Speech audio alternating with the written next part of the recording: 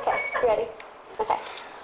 Now, in our lives, we've all had unfortunate events, maybe getting sick and we can't talk, or maybe getting an injury where we have to use crutches or a boot, and it really affects our daily lives. But imagine, because fortunately, if I look across the class, those injuries and stuff have been temporary. But imagine if they weren't. I had taped his legs to the chair, and I want you guys can see the visual aid. I want you guys to imagine that you're him, okay? You can't walk. You can't move your arms unless someone helps you, so you have no control of any of your limbs. You can't see very well, and normally you would be able to go get glasses or anything, but you can't talk, so you can't tell us what looks better and what doesn't.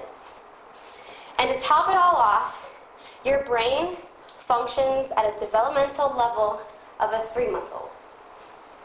Now, I wish this whole scenario was hypothetical and that no one in the world ever had to live life like this, but the fact of the matter is that there are. There are people that live their lives like this every day. And one of my closest people to me is my brother, and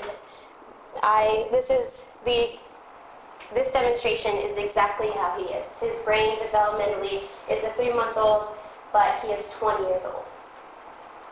Now, as I said, my brother is 20 years old. He was born multi-handicapped at birth because of lack of oxygen. And as you can see, his hardships go far and beyond what any of us could imagine our lives would be like. And I've witnessed his struggles and our family struggles.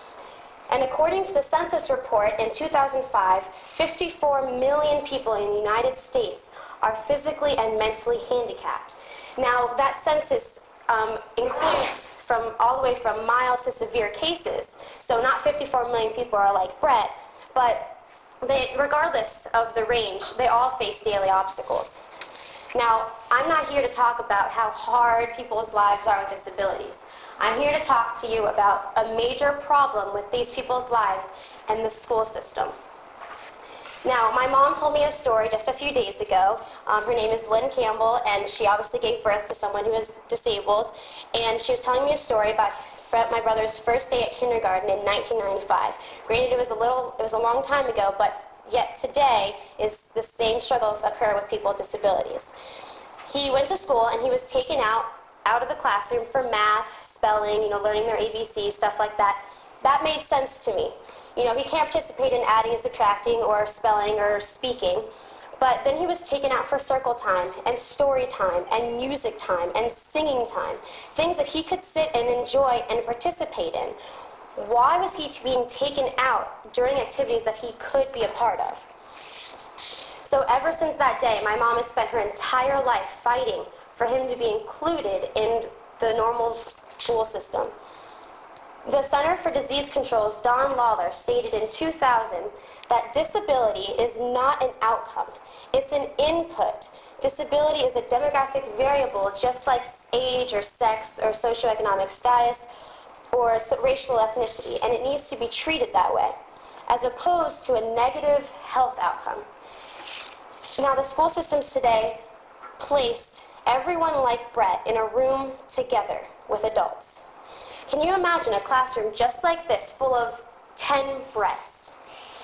They can't interact, they can't stimulate each other, and the only human interaction they have is with adults, and all they're doing is taking care of them, which they can get that at home. So I don't understand what they're really learning and what's stimulating them in those environments. They're segregated, they're ostracized, they're sitting, they're vegetating with no human interaction with the kids their own age. Now, this picture right here was taken 2 years ago, and I chose this picture because ever since then, it is so hard to capture a picture of him smiling by himself. And just to give you an example, this picture was taken in Easter, so my entire family was there. We were all standing behind the camera, screaming, shouting, making obnoxious noises, being disruptive, and we finally got him to smile. And that is exactly what I want you guys to understand, is that noise stimulation is what makes children like Brett happy. And yet schools are abundant with disruptions. Sit in the elementary school lunchroom. That's the most disruption and loud noise as possible. And if you just sit him in there, he will laugh and smile and squeal, and he will be it is the highlight of their day when they're in school, when he's included. And it still amazes me that people like him are still being put in classrooms if their parents don't have time or money to fight for them to be included. Their lives are already hard as they are. So why aren't the school systems, since it's so easy for them to make them happy, why aren't they making their lives as normal as possible? Now, not only do these kids have physical struggles of daily life, but they also have isolation forced upon them.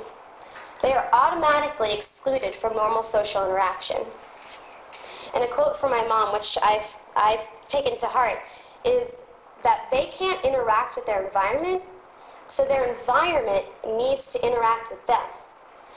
And these kids deserve to be included in interacting with normal children. They need to stop being segregated from everything. They need a voice to speak out for them. The parents they're already dealing with having a child like that. They shouldn't have to fight for them. And I want to leave you with a thought. If given the chance, would you fight for him? Would you include him in a classroom? Thank you.